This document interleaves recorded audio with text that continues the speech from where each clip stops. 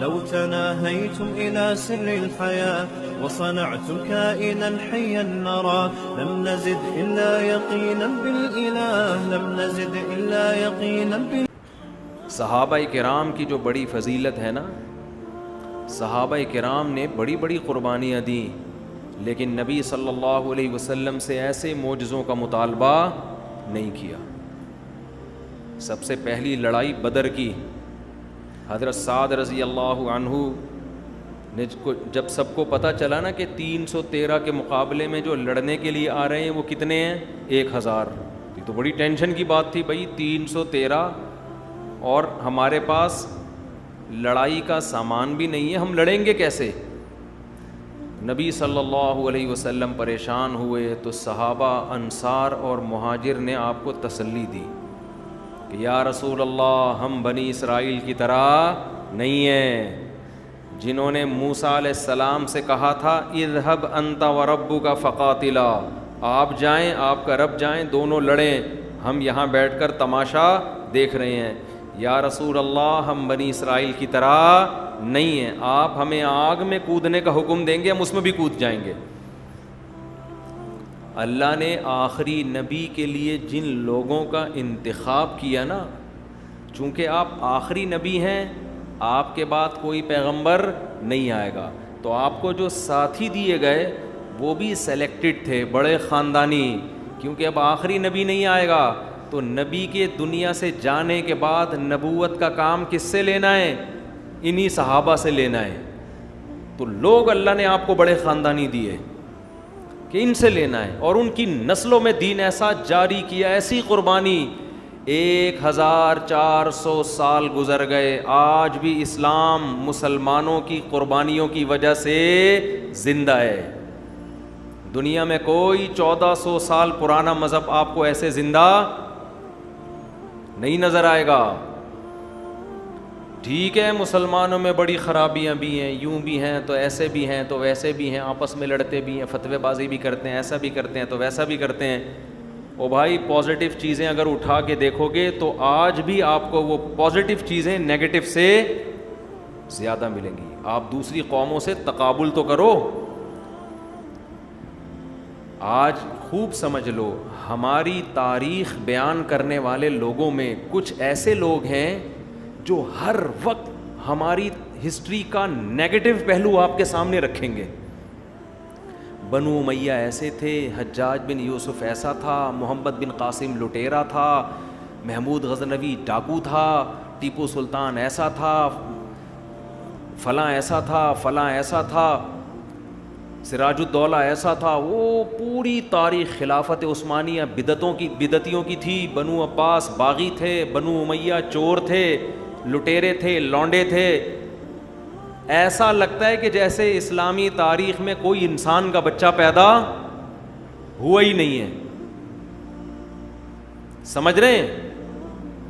تو اگر آپ گندی سوچ کے ساتھ، نیگیٹو سوچ کے ساتھ اسلامی ہسٹری کا مطالعہ کرو گے، آپ کو ہر آدمی چور ڈاکو نظر آئے گا۔ لیکن اگر آپ اسلامی ہسٹری کا مطالعہ کرو گے، اسٹڈی کرو گے نیوٹرل ہو کے، ٹھڑک پوری کرنے کا مقصد نہیں ہے کہ کسی قوم سے دشمنی نکالنی ہے، تو آپ کو نیگیٹیوٹی کے ساتھ پازیٹیو چیزیں آپ کو زیادہ نظر آئیں گی۔ محمد ابن قاسم بنو امیہ کا تھا، ٹھیک ہے، ظالم حکومت تھی، مانتے ہیں، بہت سے کام بڑے پازیٹیو بھی ہوئے ہیں، اسلامی سرحدیں بہت وسیع ہوئی ہیں لڑائی کے ذریعے۔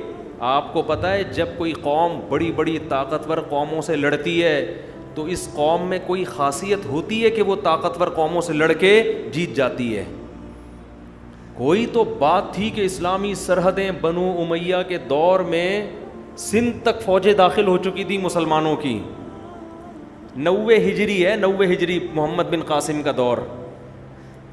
17 سال کی عمر میں محمد بن قاسم کو حجاج بن یوسف نے بھیجا سندھ فتح کرنے کے لیے۔ 17 ایئرز، ٹین ایجز، 17 ایئرز کی ایج میں وہ فوج کی کمانڈ کرتا ہے، اور سندھ میں راجہ داہر جیسے پاورفل آدمی سے مقابلہ کر کے اپنی فوجیں سندھ فتح کرتے کرتے ملتان شہر کو فتح کر لیتا ہے. کتنی ایج تھی؟ 17 سال. اور ایسی خاندانی حکومت کی ہے محمد بن قاسم نے کہ آپ کو پتہ ہے اسلامی تاریخ، مسلمان چونکہ تصویر سازی کے قائل نہیں تھے، مسلمان تصویریں نہیں بناتے. مسلمان ہیروز کی آپ کو کہیں تصویریں نظر نہیں آئیں گی.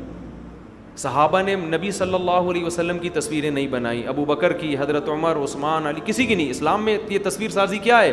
حرام. لیکن آپ کو سندھ میں محمد بن قاسم کے پتلے بھی ملیں گے، تصویریں بھی ملیں گی. آپ کا کیا خیال ہے یہ مسلمانوں نے بنائی ہیں؟ بولتے کیوں نہیں؟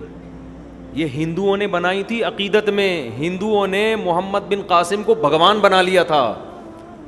ایسا عدل کیا محمد بن قاسم نے، ایسی خاندانی شاندار حکومت کی کہ جب وہ واپس جا رہا تھا ہندو بھی رو رہے تھے، بدھسٹ بھی رو رہے تھے، اور جتنے غیر مسلم تھے مسلمانوں کے علاوہ سب رو رہے تھے. اور خلیفہ نے جو اس بادشاہ تھا اس نے ظلم کیا کہ محمد بن قاسم کو اپنی ذاتی دشمنی کی بنیاد پہ شہید کروا دیا اس نے. میں مانتا ہوں غلط بھی ہوا ہے لیکن اچھا بھی بہت ہوا ہے. وجہ اس کی یہ ہے کہ یہ جو امت ہے نا، جو پیغمبر صلی اللہ علیہ وسلم کو دی گئی ہے، چاہے بنو امیہ ہو، چاہے بنو عباس ہو، چاہے خلافت عثمانیہ ہو، چاہے اندلس کی حکومت ہو، چاہے بر صغیر کی حکومت ہو، چاہے پاکستانی ہو، چاہے ہندوستانی مسلمان ہو، یہ جو امت دی گئی ہے نا نبی صلی اللہ علیہ وسلم کو، یہ امت انفرادی طور پر تو غلط ہو سکتی ہے، اجتماعی سطح پر یہ امت بڑی خاندانی امت ہے. اس کا بڑا نیگیٹو پہلو دنیا کے سامنے دکھایا جاتا ہے، پازیٹیو پہلو دنیا کے سامنے نہیں دکھایا جاتا.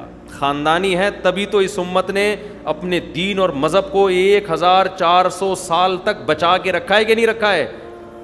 لوگ اپنے بچوں کو حافظ آج بناتے ہیں لاکھوں کی تعداد میں. بتاؤ حافظ بنانے میں 1 ٹکے کا فائدہ ہوتا ہے ان کو؟ کوئی پیسے ملتے ہیں؟ کتنے سال لگتے ہیں بچوں کا الحمد سے لے کے والناس تک قرآن حفظ کرنے میں؟ کیا کسی عیسائی اور ہندو نے اپنے مذہب پہ اتنی محنت کی ہے؟ یوں کر دو اگر کی نہیں کی ہے تو، اگر کی ہے تو یوں کر دو. ایسے تو بت بن کے تو نہ بیٹھو نا میرے بھائی. بتاؤ کسی نے کی ہے اتنی محنت؟ کیسا قرآن کو سینے سے لگایا ہے. کیا دنیا میں کسی مذہب میں ایسی عبادت ہوتی ہے کہ حرم میں ایک امام تراویح پڑھا رہا ہو، 5 لاکھ کا مجمع ہاتھ باندھ کے اس کے پیچھے کھڑا ہوا ہو؟ کوئی ہے عیسائیوں میں، یہودیوں میں، ہندوؤں میں؟ دکھاؤ. بہت سے مسلمان بے نمازی ہیں مانتے ہیں، لیکن نمازیوں کی بھی مارکیٹ میں کمی نہیں ہے. 5 ٹائم نماز پڑھنا، فجر میں اٹھنا، پھر ظہر، پھر عصر، پھر مغرب، پھر عشاء، جبکہ 5 روپے بھی نہیں ملتے. بلکہ الٹا ڈر ہوتا ہے کہ مولوی صاحب چندہ نہ مانگ لیں.